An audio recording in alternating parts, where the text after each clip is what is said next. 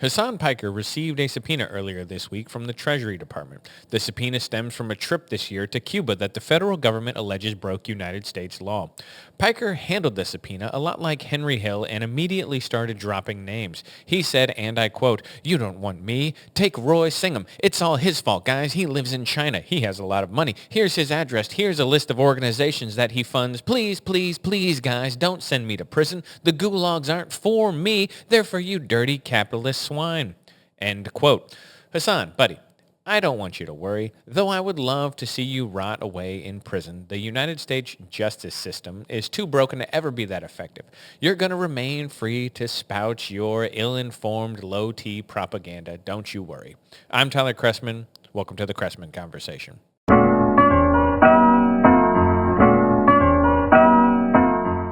Okay, hello everybody, and welcome in.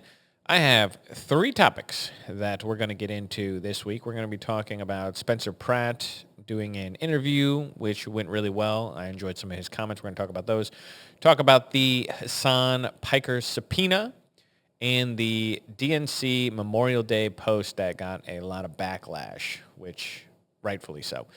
Before we get into any of those things, we're going to talk about the favorite comment from last week. It comes from Cordero Riches, who said, quote, "Well, we don't live in Salem, do we?" End quote.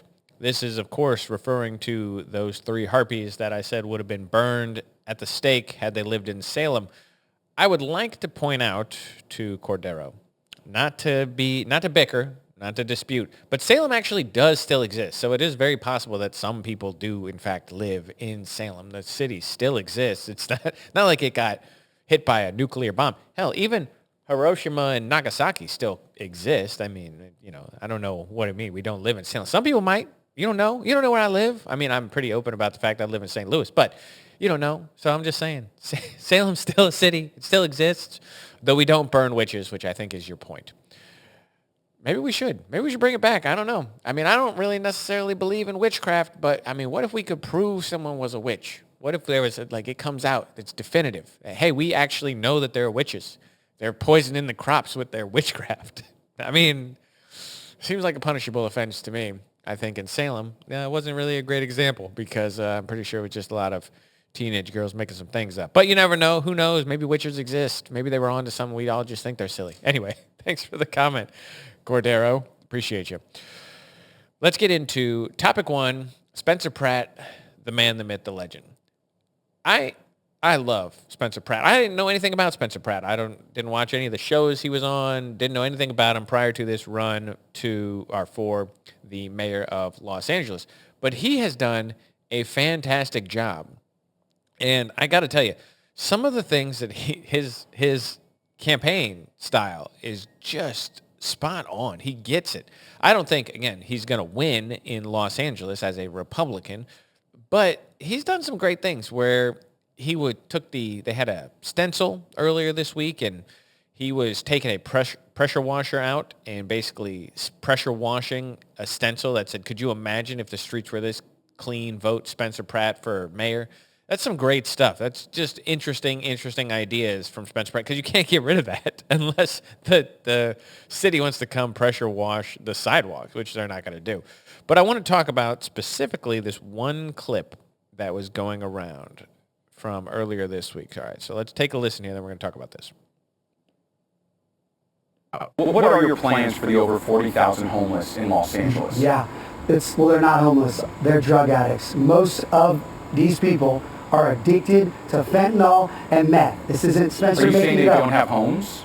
There is places for all of these people to sleep in LA. No matter what anyone tells you, we have housing and shelter for everyone that's living on the street. They're choosing to be on the street because they want to do drugs. They don't want rules. They don't want to listen. They want to have animals to abuse. This idea that they're forced on the street right now is a lie that our city is perpetuating. We've paid $24 billion to house these 40,000 people. There's spots for all of these people. They're choosing because they're an addict, and you can do fentanyl and sewer meth on the sidewalk with no repercussions. These places are not as they have to follow some rules. You can't torture a dog in some of these houses. You can't just attack people. You can't just be naked. Where are you going to move? Well, I just released a 9-minute video, so you can. I think I saw your video. Yeah, so it's very detailed. But it's going to take time to build the facility and money. No. How fast do you think you can do it? These people can literally. I went to Washington and I saw miles of the most insane prefabricated housing and building. I asked all the CEOs of these companies, say, how long does this take? I met with FEMA and HUD, 3 days. 3 days. And all of this is cheaper than trying to take over, kick senior citizens out of their buildings. This is what happens. They kick them out, and then the NGOs come in, and they spend 4 years. This is LA. This is LA's timetable. Where's this facility going to be? It's on beautiful federal land property. Where, in LA County? Well, when I'm mayor, I'll go. So I could play the rest of that, but it kind of already touched on the part that I want to get to. This is a masterclass in reframing. And yes, he rambles a little bit, but it doesn't really matter because this is an issue that Republicans should win on because the homelessness crisis in America is not an unsolvable issue. We treat it, the Democrats, I should say. The Democrats treat it like it is an issue that cannot be solved. We don't know. Oh my gosh, all these people. It's because the capitalist system, guys, is so cruel that these people can wind up out in the street. Spencer Pratt says, no, they're not homeless because calling them homeless basically says that their problem is that they don't have homes. That's actually not the problem of people who are on the street. When we're looking at homelessness on the street, the worst example that we can come up with, let's say there's a woman. She's married. She has kids. Her husband dies. He doesn't have life insurance. She can't afford anything. They lose the house. They wind up on the streets. This is a terrible, they don't have family. She doesn't have friends. So her and her kids are just on the streets because of circumstances of life. That's a terrible thing that could happen. That's not what the homeless problem is caused by in the United States. It's not it. That's not the story of people who are homeless in the United States. The story of homelessness in the United States is one of drug addiction and mental health problems. You have schizophrenics, people who are bipolar, and drug addicts who live on the streets. Those are the people who live on the streets. It's not just some guy who's down on his luck, who life was cruel to him and he wound up on the streets. That's not the guy. That's not what we're talking about when we're looking at these people. And so by calling them homeless, we're saying, well, their real problem is they don't have homes. But we know that's not true because they've tried this approach in the past to deal with the homeless crisis where it's like, okay, there's a totally reasonable argument to be made. If you're homeless, what is the first step of getting your life in order? That's a great question. It is a hard question to answer. How do you get a job if you don't have an address? Well, that's a hard question to answer. So someone had the idea. They call it the housing first way of dealing with the homeless. And it sounds like an interesting idea. We made government-funded buildings. We give these people a home. Step one, you fixed your life, and then you can go out and get a job and do all these things because you have a place to live. It failed spectacularly. What do we find? People, when you move them in, the building immediately, it's almost condemned because the people don't have any stake in the game. You gave them something for free.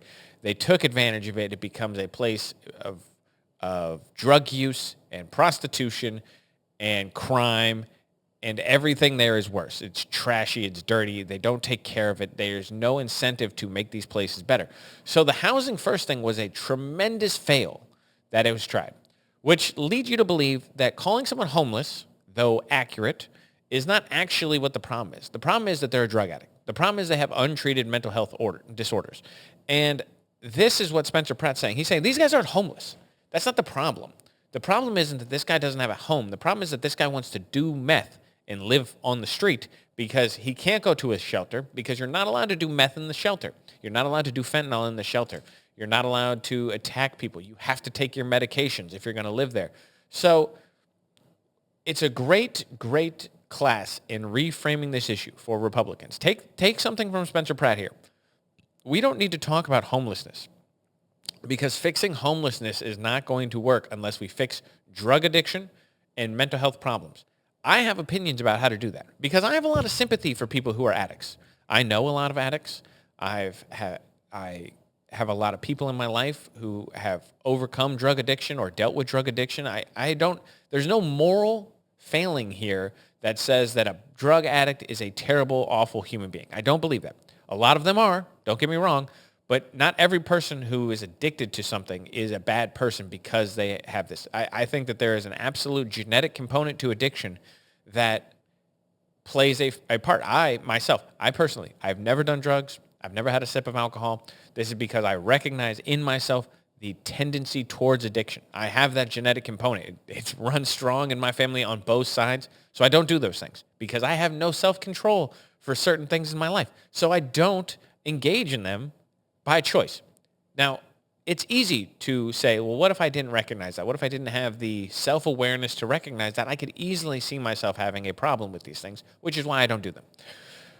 But I've known people who fall into this trap because maybe they don't know. Maybe they just experiment with something and they don't realize, like, your friend can smoke and do all these things and drink and do all these things and be fine because it doesn't really play on them. But you can't smoke and you can't drink because you can't stop.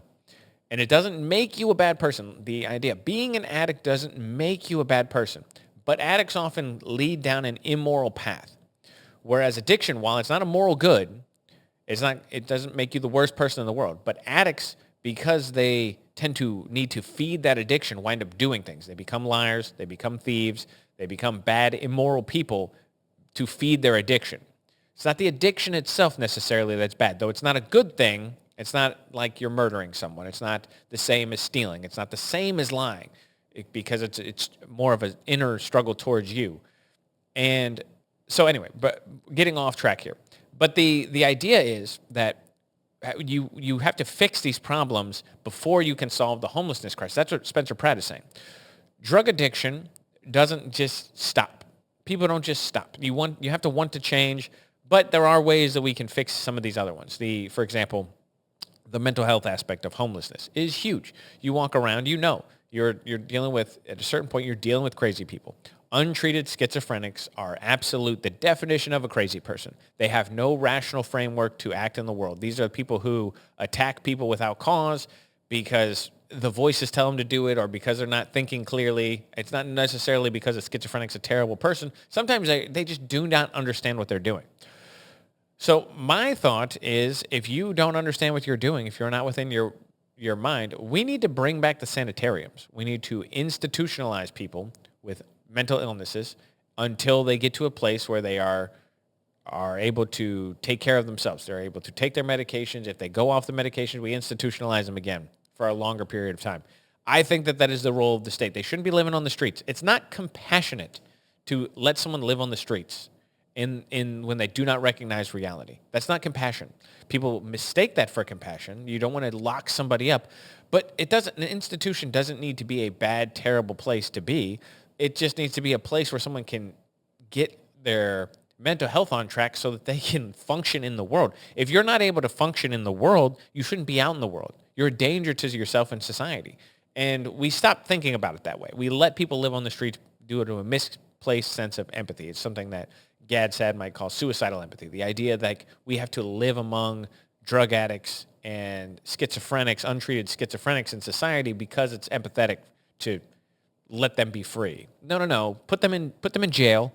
Not for the drug addicts, put them in jail. And for the schizophrenics, put them in an institution, a mental health institution that we should bring back. The sanatoriums need to be brought back, and that's what we should be doing. That's how we fix homelessness. Spencer Pratt gets it. He understands. This is an absolute masterclass for Republicans on reframing that I think we all can learn from, because he's right. And he goes on later in that, if we played the whole clip, he would say something along the lines of 60% of all the homeless people in Los Angeles are not from Los Angeles. He's like, we have no obligation to take care of homeless people from around the country. He said, if we dry up the pipeline of money that goes to feed these people, then they would move on to places like Seattle, which say, hey, come on down. Because that's the other dirty part of the homelessness problem, is the billions and billions of dollars that California has spent to solve homelessness. It's not solving homelessness. What it's doing is it's making a bunch of people rich, a bunch of these nonprofits, a bunch of these people who it's their job to quote unquote fix homelessness. But if they actually fixed homelessness, the pipeline dries up. So they don't really fix problems. It's like this with a lot of activism, where your incentive is not really to fix the problem. Your incentive is to make money. And billions and billions of dollars have been made in California off of not solving this problem. So anyway, let's move on. Topic 2, Hasan Piker subpoenaed. Who's Hasan Piker? He's a terrible, awful human being. He's a streamer and he is an activist, and he has been mainstreamed in the last year into Democratic politics, and he is an ugly, terrible ideologue that I can't stand. I cannot stand him. And the fact that the mainstream Democratic Party is pretending that this guy is someone who should be championed is absurd. He has openly called for the death of Republicans. He said that for example, if you were, what was the quote? If you were against Medicaid fraud, you should kill Rick Scott, a sitting senator of the United States. He's done a bunch of terrible things. He's a bad guy. He is a bad, bad guy. Well, this week he got, let's do a little dance here. This week he got a subpoena from the Treasury Department. Actually, it's from the Treasury Department's Office of Foreign Assets Control. Now, I'm sure everyone out there is very familiar with that branch of the government. I know I certainly was. But for all of you out there who didn't know, let me just clue you in so we can read this. So this is from the Treasury Department. This is the Office of Foreign Assets Control. This is their mission statement. The Office of Foreign Assets Control of the U.S. Department of the Treasury administers and enforces economic and trade sanctions based on U.S. foreign policy and national security goals against targeted foreign countries and regimes, terrorists, international narcotics traffickers, those engaged in activities related to the proliferation of weapons of mass destruction, and other threats to national security, foreign policy, or economy of the United States. So that's what they do. They basically enforce the sanctions against other countries. That's who the subpoena was from. It's not an indictment. I saw a lot of people saying it was an indictment. It's not. They're different. It was a subpoena. So he was subpoenaed due to a trip that he went on to Cuba earlier this year. And actually, I want to show one video here. So this is a video of him being all sad. This is Hasan Piker being sad. Let's make fun of him. Whoa, where'd my volume go?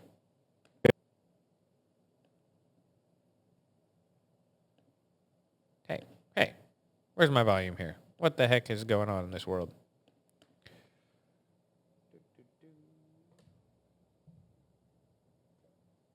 All right, try that. Huh. Well, that's strange. Oh my gosh. I'm not sure what's going on around here. Sad day. Hold on, everybody. Hold on. Cut.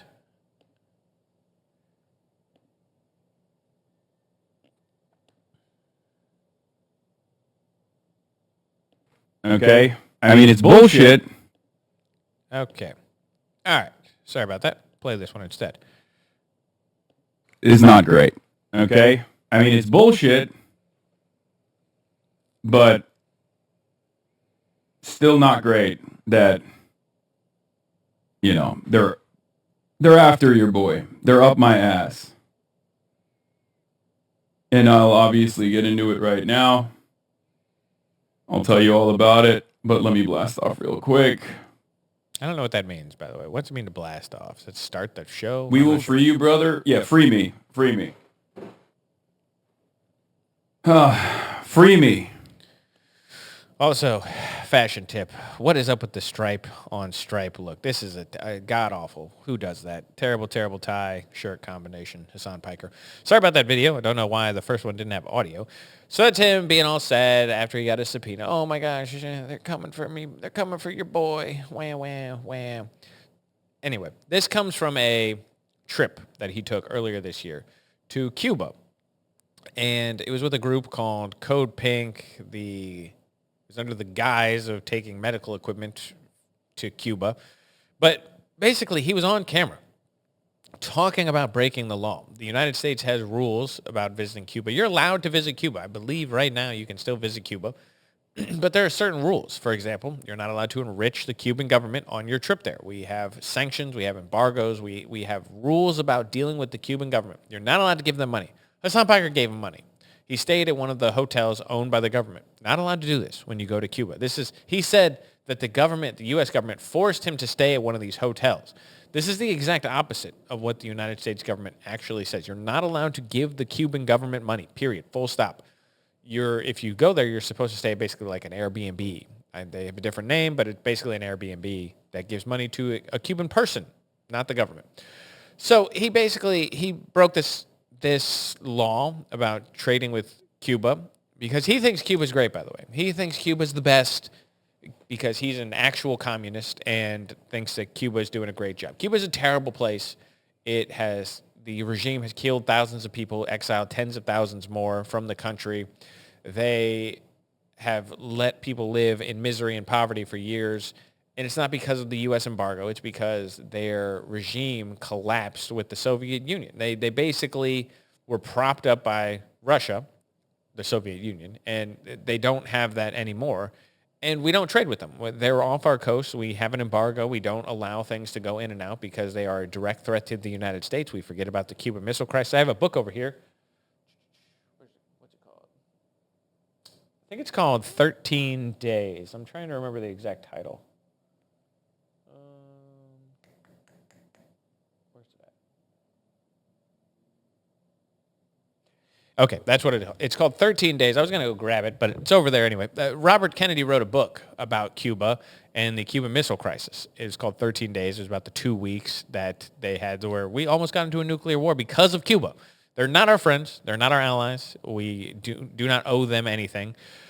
Hasan Piker goes down there and helps enrich the Cuban government, helps prop them up, say, hey, Cuba's great, man. The Cuban people, they're having a blast. No, they're not. No, they're not. The Cuban people are immiserated. That's why tens of thousands of them have fled. They would rather swim on the hood of a 1957 car to Florida than live in Cuba. And it's not because the United States is mean. It's because Cuba is terrible.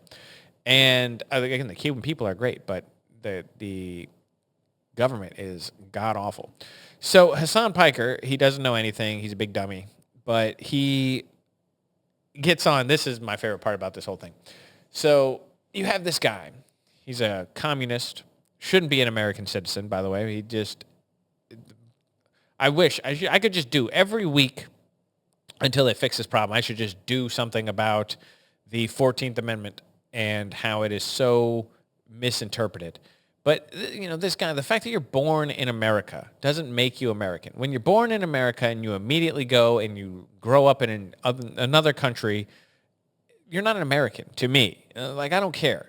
The fact that there's potentially 1 million people who live in China that are American citizens who have never lived in America is crazy to me. Their parents came over here, they had the baby in America, it gets American citizenship, and then they go immediately back when it's an infant to China, raise it in China, but it gets all the privileges of being American. That is absolutely absurd. There's no way that should be allowed. Everyone to be an American citizen, your parents should be American citizens, period, full stop, or at least one of your parents needs to be an American citizen.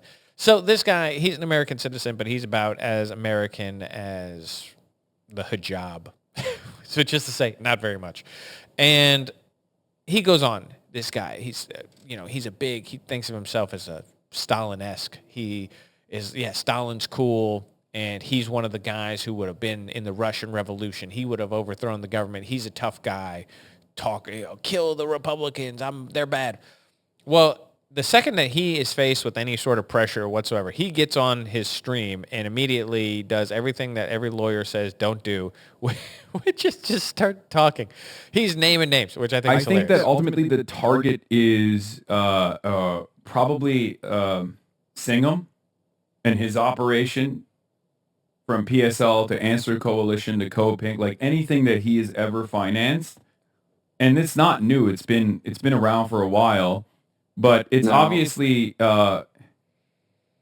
it's held through regardless because, it's ridiculous, right? It's, totally fucking ridiculous to try and to try and stop like the political advocacy of an American citizen, right? Roy Singham is an American citizen. He lives in China now, and he's a centimillionaire. I think he like has almost $1 billion. Not sure how much money he has now, but like he's been a funding vehicle for a lot of like political, political movements in the country, like a lot of activism, and they hate that shit. Like the American government hates that shit, so they're trying to jam him up, you know. For those of you who don't understand what that just happened right there, he basically gets on. Oh my gosh. He basically gets on and he says, guys, I mean, it's not about me. They're trying to get Roy Singham, who lives in China, Roy Singham, who funds all these organizations. And he just starts listing organizations that this guy funds. And which is just hilarious. He's like, let me tell you about the whole operation on the stream here. I know I just was subpoenaed. They're going to ask me a bunch of questions, but it's not me. It's Roy Singham. He funds this organization. He funds Code Pink. He funds all these things, and that's the guy you want. Not the brightest people in the world. Whenever, let me give you advice. I mean this. This is a serious, serious piece of advice. Never talk to the police without a lawyer, period. You have nothing to say. I like the police. I'm a supporter of the police. But that is your right, and it's an important right. The Fifth Amendment says you have the right against self-incrimination. You cannot be forced to testify against yourself. So the idea behind that is that you do not have to say anything. Doesn't make you guilty. Doesn't mean you're not being cooperative. That is your right to against self-incrimination. So if the police ever stop you, they say, hey, we want to ask you questions about something. You say, well, am I under arrest? If the answer is no, you say, can I leave? If they say no, you're asking, am I being detained? If the answer is yes, you say, well, I'd like a lawyer. Okay, that's it. You don't ever have to answer a question for the police, ever. And you shouldn't, because it's not your job. I think that the police are great. They try their best. They do a good job, but I'm not going to talk to the police. It's a silly thing that people do. You should never talk to the police because it's not their job to be your friend. I know that again, even as a big, strong supporter of the police, you shouldn't talk to them. You should ask for a lawyer. You ask if I'm under arrest. If the answer is yes, I want a lawyer. If the answer is no, I would like to leave. If you can't leave, you're being detained, then you say the same thing. I want a lawyer. This guy, his first reaction, okay, I'm not going to talk to the police, but let me go online and just tell you everything to the stream because I'm a dumb guy, and I'm going to just tell you all of the things on the stream that the police will want to know in the subpoena. Again, everything you say can be held against you, which is why you don't say anything, you big dumb. But anyway, he's obviously not a very smart guy. This guy annoys me more than anything else because he's a bad person, because he's a terrible, awful, god-awful human being. That's why it annoys me that the Democrats want to pretend that this guy is a good person or someone that they should talk about or take seriously. We shouldn't take him seriously. He should be ostracized. He should go back to Turkey. Get out of America because you're a bad person. I don't care anything about his politics. It's not because he's on the left. It's because you're the kind of person who calls for violence against other people. Anyone who calls for violence against anyone is the kind of person who should be ostracized from polite society. We do not talk about violence in our politics in America. When you do, I ship you off. You go straight to Guantanamo Bay. That is not protected speech. It's not something that, as a big proponent of the First Amendment, that I can get behind and say, oh, no, that's totally fine. No, it's not. No, it's not. The second that you said that someone should kill Rick Scott, you should have been in jail. He should have been in prison for that. You do not get to advocate for these kind of things. And if the Department of Justice had any balls, they would arrest people for saying such things. So, anyway, let's hope that he winds up in jail. He won't, but hopefully it'd be great. It'd be wonderful comeuppance for someone this terrible to wind up actually in jail for the terrible things that they say. All right, let's get on to topic 3. The DNC Memorial Day post. This is not a big story, but it kind of was in some conservative medias, and not necessarily that it should be, but it's worth noting. The DNC, the Democratic National Committee has a Twitter handle that is called The Democrats. It's a big, big, big profile on Twitter, or X, whatever we want to call it. And they put up a post for Memorial Day. And I want to show it to you, and then we'll talk about it. So here's the post. It has since been deleted, so this is a screenshot of it. But this is from the Democrats. It says, "Today we honor the American heroes who made the ultimate sacrifice in Trump's war with Iran." And then it has a little graphic that says Americans who have died in Trump's war with Iran. And then it has the 13 service members who have been killed so far in the conflict with Iran. Now, even this post itself it's just gross. But this post has been deleted by the Democrats because of the backlash, because even Democratic politicians like Tammy Duckworth and some others called it out and said, this is not the day for playing politics. And I agree with them, and I hope I've never done it in the past, and I will try not to ever do it in the future, because I think it's gross. I think this is a gross post to try and use dead soldiers to score political points on the opposition is kind of gross. And now I can see, like, for example, when we had our disastrous pullout of Afghanistan and all those Marines were blown up in the bombing at the base there, it's easy to lay that at the feet of Joe Biden and say, this is your ineptitude that caused the death of these young men and women who didn't need to die. So I could see someone wanting to do that to Donald Trump and say, well, you started this war in Iran and these 13 people have died. That's on you. Okay, fine, maybe. Maybe it's a point you can make. Maybe it's a point you should make. Maybe you really are against the war in Iran. It's a point that you should make. I think it's safe to ask that we refrain from doing that one day a year. I think that it's fine. You want to say that the dead soldiers, you want to lay them at Donald Trump's feet the same way that it was laid at Joe Biden's feet in Afghanistan. Okay, I'm not going to say that that you don't have a right to do that. I will say Memorial Day, we shouldn't do that. Maybe one day a year we take time from trying to score political points, because at that point you're not making it about the soldiers. The DNC, that doesn't come across as somebody who's memorializing the soldiers. What that comes across as is an attack on Donald Trump. It's not saying something good or beneficial about these people who have died, these soldiers who sacrificed their lives for America. What it's saying is Donald Trump's a bad man. And that, I feel like, is the gross part. That is the part that we really shouldn't make Memorial Day about politics. It should be about honoring people who have died in the military. And the Democrats didn't do that. I don't know. I'm trying to remember. I really am. Because, like I said, if Republicans did that, the Memorial Day following the Joe Biden thing, again, I say that's wrong. We shouldn't do that. We shouldn't attack people on Memorial Day using dead soldiers as pawns. That's kind of, it just comes across as gross. And let's try not to do it in the future. I'm not going to come out here and say the Democrats are the worst thing that ever happened. I'm sure that this has happened in the past. I'm sure it's probably happened both ways. But at the same time, it is gross. We shouldn't do it. And I'm glad the Democrats took it down. But it shouldn't have been done in the first place. I don't think the war in Iran is unnecessary. I've made that very clear over the course of the videos that we've done. I do not think the United States has not won any victories. And the people out there who are calling it a Pyrrhic victory, that's crazy talk. It's crazy talk. I heard Sam Harris on his podcast the other day who was talking about how terrible the war in Iran has been for America and our standing. And I look around, and I've done this before on the show, but I say, what are you even talking about? Where in your mind is America? Have we lost? The destroying of their nuclear capabilities, the destroying of their capability to manufacture and launch ballistic missiles, the decapitation of the regime that wanted to wipe us out.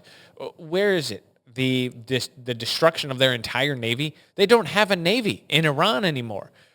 The destruction of their entire Air Force in Iran, they don't have an Air Force. They don't have a Navy. They don't have ballistic missiles or the capabilities to manufacture them in the future. 80% of all of their munitions have been discharged or blown up. Iran is effectively neutered. In the United States, we've lost 13 service members. It's terrible. We've spent some money. But when you look at that in terms of the things that we have accomplished, you say the United States, for winning a war against an incredibly dangerous adversary, we have lost relatively little when you compare it to them. And so it just doesn't make any sense to me. I do not know what people are looking at when they say these things.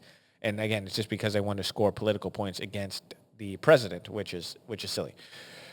Anyway, we're going to leave it there for the week. As always, people, questions, comments, concerns, leave them down below. And if you have a comment that is really insightful or complimentary of me, which is always great, we'll read it on the show next week. Until then, I hope you guys have a great week, and I will catch you next Friday.